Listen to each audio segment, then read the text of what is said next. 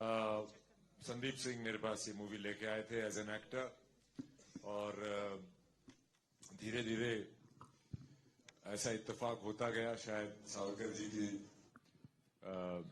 उनकी खुद की आत्मा मुझे बोल रही थी कि और काम कर, इस पे और काम कर, और काम कर। तो 2 साल से मैंने सिर्फ इस फिल्म पे और सावरकर जी की एक छवि और उनके बारे में जो उटपटांग बातें लोग बोलते हैं उसको एक सच्चाई के तौर पे पेश करने में मैंने बहुत मेहनत लगाई है। मैं तो अपने शॉट लेने ही भूल जाता था। मैं डायरेक्ट जब कर रहा था तो बाकियों के शॉट लेके चलो लेट्स मूव ऑन, फिर बोलते सर आपका तो शॉट लिया ही नहीं। आई सेड शिट, अभी मेरा भी लेना पड़ेगा। But it was tough but it was fun. Perfect. पहला सवाल यही है सबके मन में, व्हाई सावरकर? मैं सवाल आपसे पूछना चाहूंगा, why not Savarkar? Why not Savarkar? Savarkar ji एक ऐसी शख्सियत है जिनके पता नहीं क्यों इतने सालों बाद, आजादी के इतने सालों बाद, मैं एक्टर, डायरेक्टर, राइटर, मुझे ही ये पिक्चर क्यों बनानी पड़ी, किसी ने पहले क्यों नहीं बनाई, ये बहुत बड़ा सवाल है। उनकी अभी 1980 के दशक में गांधी जी के ऊपर पिक्चर बनी थी, रिचर्ड एटनबरो ने बनाई थी। सरदार पटेल जी के ऊपर 2 पिक्चरें बन चुकी हैं। मैं खुद रंगरसिया कर चुका हूं, सरबजीत कर चुका हूं, चार्ल्स सोबराज प्ले कर चुका हूं। पर जब सावरकर जी की फिल्म के बारे में बात आती है तो लोग पूछते हैं क्यों? इससे बड़ा सवाल, इससे बड़ी ट्रेजेडी क्या हो सकती है? फिल्में एक ऐसे जरिया होती है जिससे लोगों को इन्फ्लुएंस किया जा सकता है। और कुछ शक्तियां थीं आजादी से पहले अंग्रेज और आजादी के बाद, कुछ और शक्तियां थीं जिन्होंने उनकी कहानी, उनका बलिदान, उनका त्याग, उनका कंट्रीब्यूशन बाहर उभर के नहीं आने दिया। पर समय आ गया है सबको बताने का, सबको दिखाने का कि सावरकर जी का इन्फ्लुएंस, उनका कंट्रीब्यूशन, उनका महत्व इस देश के लिए क्या है। इसी से जुड़ा एक सवाल आएगा कि सावरकर क्या? सावरकर वीर थे, ब्रेव थे।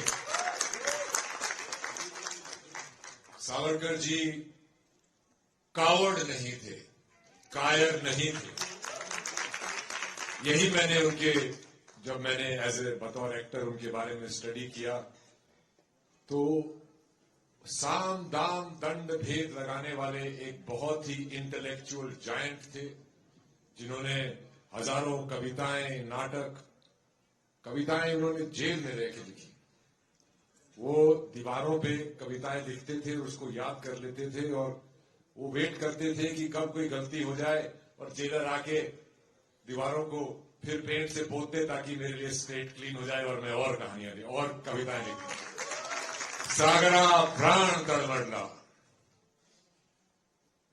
सबसे चैलेंजिंग क्या था फिल्म के दौरान, पूरी जर्नी, शूटिंग के दौरान, रिसर्च के दौरान? सबसे चैलेंजिंग कौन सा एक ऐसा मोमेंट था या पार्ट था आपके लिए वीर सावरकर के? पहले तो जब मैंने सावरकर जी के बारे में पढ़ना शुरू किया तो मैंने ज्यादातर अंग्रेजी की किताबें निकाली, स्वतंत्रता संग्राम की किताबें निकाली और मैं बहुत अचंभित रहा कि हर एक किताब में सशस्त्र क्रांति को सिर्फ एक पैराग्राफ में लिख के कि ये लोग थे, इन्होंने भी किया, पर कुछ हुआ नहीं, वो ऐसे ब्रश अंडर द कारपेट होगा। मैं खुद भी स्कूल में जब पढ़ता था तो हमने सावरकर जी के बारे में नहीं पढ़ा, हमको नहीं पढ़ाया गया था। हमें काला पानी के बारे में नहीं पढ़ाया गया था। हमें बहुत सारी चीजें थी जो नहीं पढ़ाई गई थी और हमें यही बताया गया था कि कुछ 2-3 लोगों ने ही आजादी ले ली, बाकी तो सब पता नहीं क्या। तो ये बहुत मुश्किल था। फिर उनके बारे में जब मैं पढ़ने लगा तो मुझे बहुत गुस्सा आया कि ये उनके बारे में हमको क्यों नहीं पढ़ाया गया, क्यों नहीं बताया गया। और मैं अचंभित रह गया कि इतना कुछ उन्होंने किया और इतनी मूवमेंट्स चली थी कि हमें सिर्फ एक ही डोर से बांध दिया कि भारत को आजादी अहिंसा से ही मिली है। अरे भाई, अहिंसा से कुछ नहीं मिलता है। इनके बारे में, वीर सावरकर के बारे में जब भी चर्चा होती है तो उससे कंट्रोवर्सी जुड़ी होती है और उनसे उनकी आइडियोलॉजी को जोड़ के देखा जाता है. So how did you prepare yourself? जी बिल्कुल करता हूं. उनके सवाल क्या था एग्जैक्टली आपका यार? कि जब आप प्रिपेयर कर रहे थे खुद को इस किरदार के लिए, इस रोल के लिए, तो आपको ये अंदाजा था कि कंट्रोवर्सी? मुझे ये अंदाजा था. बहुत लोगों ने मुझे ये भी कहा कि ये पिक्चर मत करो. मेरे शुभचिंतक थे, तो मैं भी थोड़ा सावरकर जी जैसा ही हूं. अड़ गए तो अड़ गए. तो बहुत इसमें वो आई. पहले तो रिसर्च मटेरियल नहीं था. सावरकर जी की बहुत सारी उनके अपने लेख और उनके ऊपर जो लेख थे वो मराठी में थे, जो कि पढ़ना बहुत डिफिकल्ट है मेरे लिए. मैंने कोशिश बहुत की. फिर मैंने बहुत सारी अंग्रेजी हिंदी की किताबें पढ़ी, आर्टिकल्स पढ़े, ये पढ़े. तो मुझे बहुत डीप रिसर्च करना पड़ा. वो ऊपर से मुझे नहीं मिला जो आप विकिपीडिया पेज पे जाके एकदम से देख लेते हैं. वो सब नहीं था. वो क्यों नहीं था? वो काफी अब ठीक हो रहा है. काफी सारी उनके ऊपर किताबें आ रही हैं. मैं तो एयरपोर्ट पे अक्सर आजकल देखने लगा हूं कि सावरकर जी की किताबें वहां पे मिलने लगी हैं. तो देश बदल रहा है और देश की सोच बदल रही है और हम अपने भूले हुए हीरोज को एक्नॉलेज कर रहे हैं. ये बहुत बढ़िया बात है. फ्रीडम स्ट्रगल को लेकर कोई नया पर्सपेक्टिव खुला? कोई ऐसी चीज जो आपने रिसर्च के दौरान देखी, जो आपने अभी जानी हो कि ये अच्छा स्वतंत्रता संग्राम में ये भी हुआ था, उसके बारे में अगर आप कुछ शेयर करना चाहें? ऐसी बहुत सी चीजें थी. सबसे बड़ी चीज तो मुझे पता चली कि 1946 में 1946 में बॉम्बे डॉक पे बगावत हुई थी. Royal Indian air force, royal Indian navy, Bombay police ने म्यूटनी की थी और 20,000 पर्सनल उस म्यूटनी में शामिल थे. और तब जाके अंग्रेजों ने ये माना था. ये क्लेमेंट एटली जो प्राइम मिनिस्टर थे उस वक्त इंग्लैंड के, उन्होंने अपनी स्पीच में भी कहा था कि now they are an armed nation, we cannot engage them in talks any more because of the threat of the Azad Hind Fauj. और जितने भी लोग हमारे जो शस्त्र की शिक्षा लेके फौज से जो वापस आ रहे थे, वो सब अंग्रेजों का राज मानने को तैयार नहीं थे. तो अंग्रेजों को के कॉफिन में लास्ट मेल 1946 की वो बॉम्बे डॉक म्यूटनी थी, जिसके बारे में मैंने कभी पढ़ा ही नहीं था. किसी ने पढ़ा था क्या? 1946 में बॉम्बे डॉक में बगावत हुई थी. किसी को पता है? मुझे भी नहीं पता था. ऐसी बहुत सी चीजें निकल के आई और ये सिद्ध हो मेरे लिए ये सिद्ध हो गया कि भारत को आजादी सिर्फ अहिंसा से नहीं मिली थी. अहिंसा का भी योगदान था. गांधी जी का बहुत बड़ा योगदान था. उसको बिल्कुल डिनाई नहीं कर रहे. ना हम फिल्म में कर रहे हैं और ना ही हम यहां कर रहे हैं.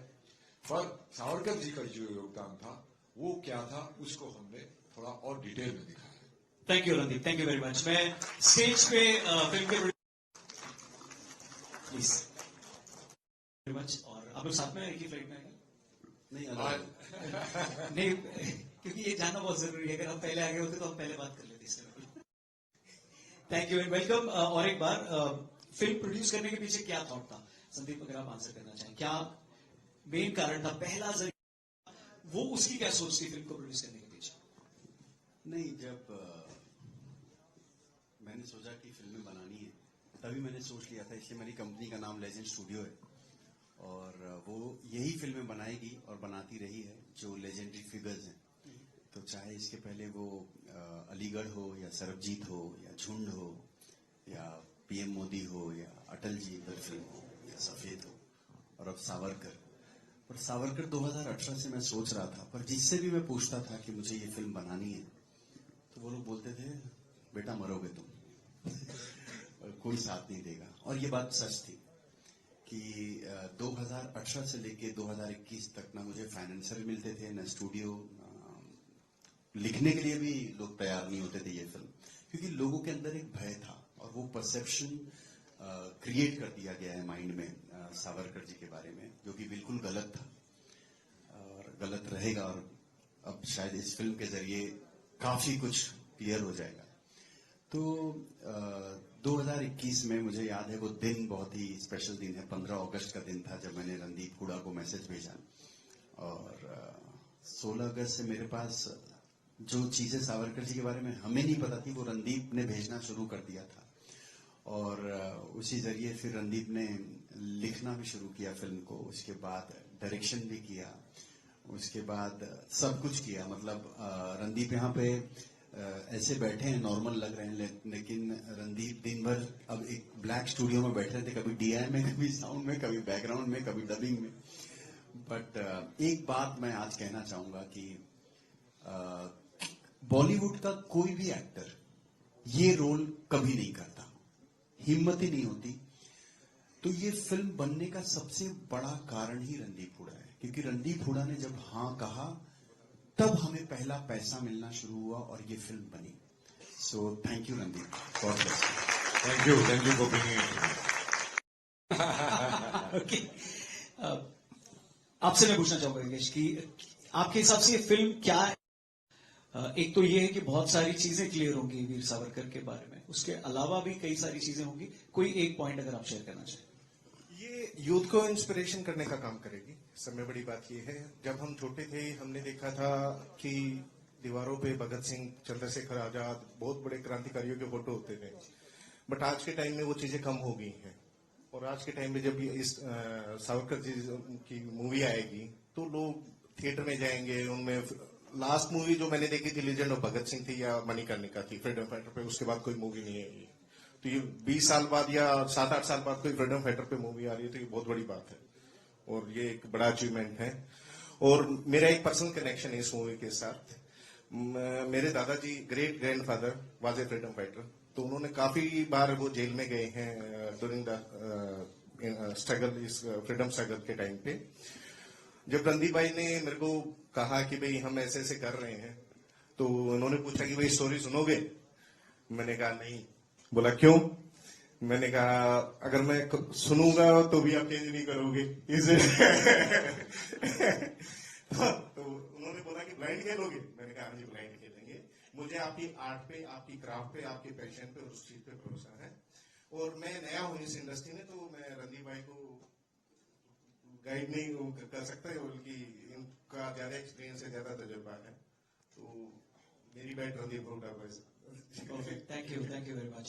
संदीप, फिल्मों में हमने इनका पोटेंशियल देखा हुआ है और लोगों ने, है ना, और उसके तो कायल ही लोग, पर इस फिल्म में इमोशनली मैंने देखा नहीं। आई थिंक जो रणदीप की बहन जो यहाँ मौजूद है अंजलि जी, हम सब ने महसूस किया है, क्योंकि रणदीप ने खाना बंद कर दिया था, तो उसके बाद सब लोग रणदीप से डरने लगे, क्योंकि खाना पीना बंद था और जो भी सवाल या कुछ भी होता था तो रणदीप हैड बिकम, एक्चुअली अभी भी वो सावरकर जैसे ही हैं। तो सब लोग थोड़ा सा डर के ही सवाल पूछते थे। इनफैक्ट जो अंकुर बैठा है यहाँ पे, मृणाल बैठा है, ये सब एक डर के सवाल पूछते थे, लेकिन जब सवाल पूछते थे तो इतना डिटेल में जवाब आता था कि जो इंसान खुद का कैरेक्टर प्ले कर रहा है वो दूसरे के कैरेक्टर्स को भी समझ जाता था, पूरी फिल्म देख लेता था। और एक एक दिन में, trust me on this when I से दिस, इतना, मैंने इतनी सारी फिल्में बनाई हैं पर इतना डेडिकेशन दिख नहीं सकता किसी और एक्टर का। क्योंकि हाँ, बाकी लोग मार्केटिंग अच्छी कर देते हैं, रणदीप को ज्यादा मीडिया से बात करना या मार्केटिंग करना पसंद नहीं है, हमें आज भी कन्विंस करना पड़ता है।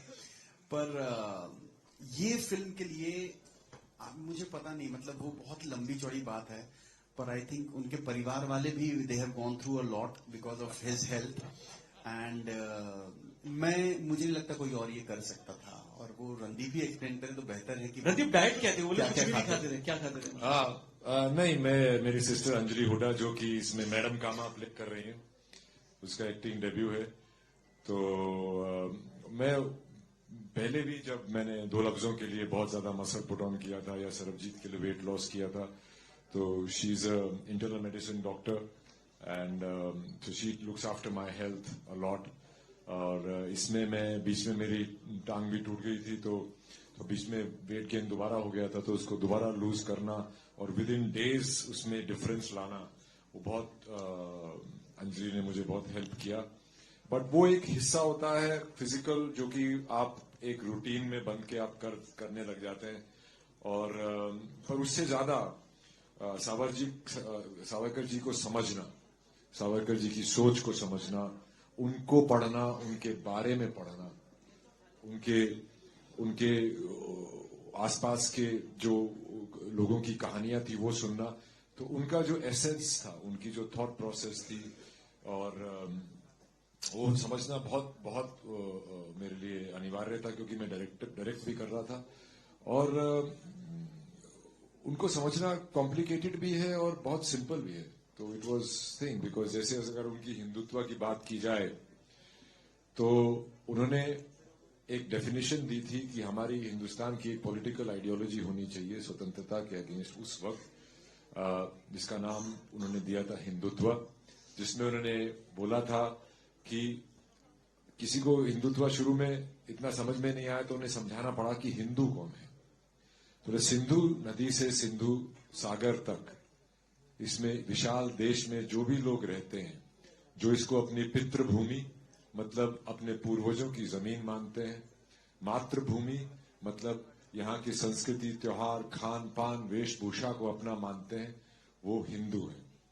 जो हिंद से प्यार करे वो हिंदू है।